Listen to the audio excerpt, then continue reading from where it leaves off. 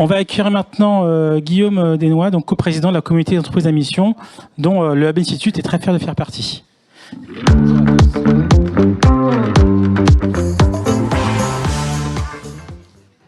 Bonjour à tous, merci pour votre invitation. Donc je vais commencer par me présenter. Effectivement, je suis coprésident de la communauté des entreprises à mission avec Hélène Bernicot, qui est la directrice générale de Crédit Mutuel Arkea.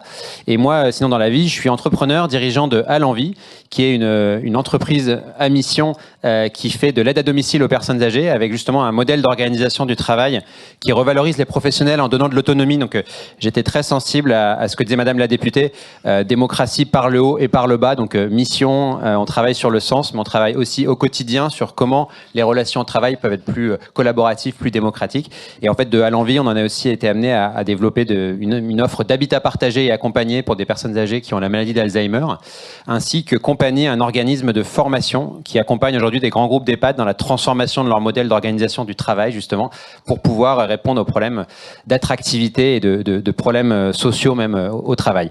Donc, là, on est là pas pour parler de mes entreprises, mais plutôt de la société à mission. Donc, ça a été rappelé par Madame la députée. Vous savez qu'en 2019, il y a eu la loi Pacte. Alors, ce qui est important, c'est de rappeler ce qu'il y avait dans cette loi Pacte. C'est pas uniquement la société à mission. C'est d'abord quelque chose dont on parle moins, mais qui est la modification du Code civil. Ça paraît très bizarre, mais depuis 200 ans, on n'avait pas pensé à changer le Code civil qui donnait la définition d'une société. Et donc, il était écrit qu'une société devait être gérée dans son intérêt, dans l'intérêt de ses actionnaires.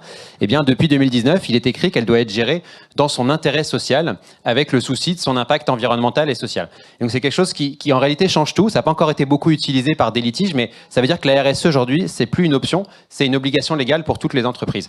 Et au service, je dirais, de cette ambition de remettre l'entreprise au service de la société, eh bien la loi Pacte a également créé la qualité de société à mission. Donc pour l'adopter en tant qu'entreprise, vous le savez peut-être, mais je le rappelle parce que c'est important, parce que parfois c'est un terme qui est tellement autoporteur qu'on croit parfois savoir ce que c'est, puis en fait on ne sait pas dans le détail. Il faut inscrire dans ces statuts bien la raison d'être, il faut inscrire des objectifs sociaux et environnementaux qu'on se donne en tant qu'entreprise, et puis il faut changer sa gouvernance en mettant un comité de mission qui va représenter les parties prenantes, au moins les salariés, et puis également avoir un organisme tiers indépendant qui va venir vérifier que l'entreprise met bien des moyens et obtient des résultats au service de cette mission. Donc, ce qui est important à ce stade, c'est de dire qu'il y a déjà 1400 sociétés à mission. Alors, on peut se dire c'est beaucoup, c'est peu par rapport au nombre d'entreprises. Quelques chiffres assez édifiants. Vous avez 270 grandes entreprises aujourd'hui au sens de l'INSEE en France. Eh bien, il y en a déjà 20 qui sont sociétés à mission. Alors que le décret d'application finalement de la loi est sorti à 3 ans et demi. Donc ça veut dire qu'en 3 ans et demi, vous avez 20 grandes entreprises. Quand vous le savez peut-être mieux que moi, la pesanteur parfois des grandes entreprises, quand on la connaît, finalement c'est déjà pas mal. Vous avez 1 million de salariés qui travaillent dans une société à mission. Donc, et sans faire insulte au gouvernement en place, c'est pas un sujet qui depuis la loi a été énormément porté politiquement. Donc c'est aussi une fierté que peuvent avoir les entreprises de cette... On leur a pour une fois créé un outil de responsabilité, d'initiative dans la loi, très peu normatif, et bien globalement elle l'utilise massivement. Alors bien sûr, ça peut aller encore plus loin, mais je voulais juste citer 2 exemples d'entreprises qui l'ont utilisé de manière assez édifiante. On peut citer Mustela, vous connaissez tous peut-être les laboratoires Expanscience, les laits pour bébés, enfin pas les laits pour boire, mais les laits nettoyants plutôt. Eh bien cette entreprise a décidé d'arrêter les lingettes pour bébés alors que ça s'est fait 20% de son chiffre d'affaires, et ça c'est un renoncement qui a été orchestré dans le cadre de la société à mission, puisque grâce aux objectifs statutaires, on peut se donner des objectifs plus long terme. Je pourrais aussi citer l'exemple d'une entreprise qui est dans un cadre complètement différent, que le Crédit Mutuel, que tout le monde connaît, qui, dans le cadre de ses engagements de mission, a fait disparaître les questionnaires médicaux pour une grande partie des primo-accédants immobiliers. Eh bien ça, on en a très peu parlé aussi, mais ce qui est intéressant, et ça on le voit dans beaucoup de sociétés à mission, c'est que non content de l'avoir fait pour eux, le Crédit Mutuel a fait du plaidoyer pour en faire une loi. Pareil dans l'indifférence générale, qui a été votée il y a un peu plus d'1 an, qui fait que maintenant en France, on peut accéder au crédit immobilier sans avoir de questionnaires médicaux quand on est un primo-accédant, parce qu'il y avait un frein pour beaucoup de gens qui avaient notamment des maladies chroniques. Donc voilà des exemples d'engagement. Maintenant concrètement, la société à mission, pour en dire un peu plus, c'est aussi important peut-être de dire ce que n'est pas la société à mission. C'est surtout pas un brevet de vertu. Le terme mission, parfois, on met une connotation derrière, on se dit ça y est, les entreprises s'attribuent un brevet de vertu. Non, c'est un cadre de transformation.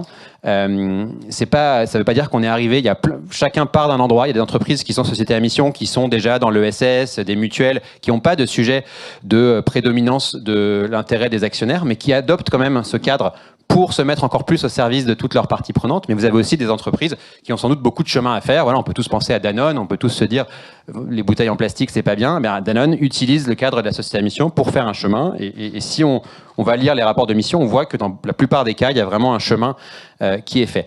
Ce que n'est pas non plus la société à mission, c'est très important de le dire également, ça n'est pas une nouvelle solution miracle qui viendrait occulter toutes les autres. Fabrice Bonifay a parlé de double matérialité, de CSRD. On a parlé, Madame la députée a dit la culture mange la stratégie au petit déjeuner. Si vous voulez, la mission est un outil au service d'une transition systémique dont les entreprises que les entreprises doivent embrasser.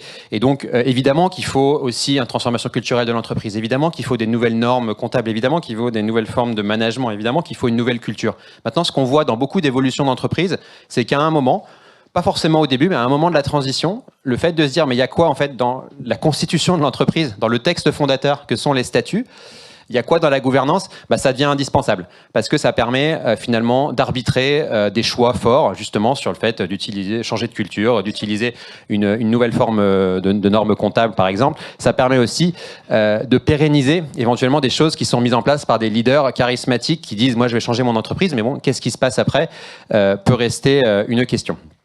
Un autre élément dont on parle souvent, mais qui est assez évident, c'est aujourd'hui, on sait qu'il y a beaucoup d'entreprises qui ont du mal à attirer des salariés, à les garder dans tout. Qu'on parle des métiers de service peu qualifiés ou des métiers très qualifiés, on voit partout la même chose, la tendance au zapping. On dit les gens veulent privilégier leur vie personnelle sur le travail.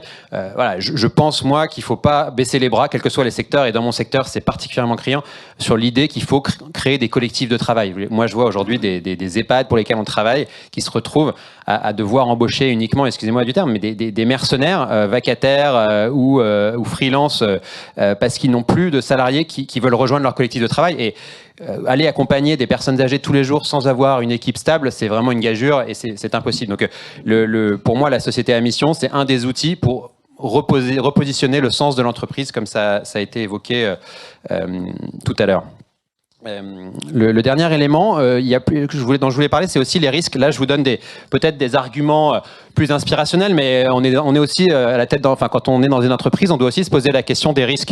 Et finalement, la société à mission, c'est aussi une manière de se prémunir contre les risques. Et je pense que voilà, dans le monde d'aujourd'hui, c'est pas négligeable. Le premier risque, c'est celui que j'évoquais tout à l'heure, c'est le risque juridique, parce que l'article 1833 du Code civil, personne s'en est encore trop servi, mais quand on voit la culture des litiges juridiques qui est à l'œuvre aujourd'hui, y compris chez les activistes environnementaux, je vous mets ma petite pièce que ça viendra un jour et que ça peut faire mal à certaines entreprises. Et quoi de mieux pour dire, oui, je respecte l'article 1833, je gère mon entreprise en prenant en compte ses impacts environnementaux et sociaux, bien que d'être société à mission et de faire un vrai travail sincère et singulier sur le sujet. Deuxième risque, qui est un peu lié, c'est le risque réputationnel. Aujourd'hui, où vous avez beaucoup de parties prenantes, y compris des associations de consommateurs, des associations environnementales on voit des dialogues de sourds souvent, que ce soit encore une fois dans les EHPAD ou chez Total, c'est toujours le même sujet, des gens qui ne se comprennent pas. Eh bien moi, je pense que dans certains secteurs, en tous les cas, notamment si je prends l'exemple des EHPAD que je connais, en fait la difficulté d'avoir un modèle économique tout en ayant un bon impact sur les personnes qui sont accompagnées et sur les salariés, si on l'expose de manière transparente, beaucoup de gens peuvent le comprendre.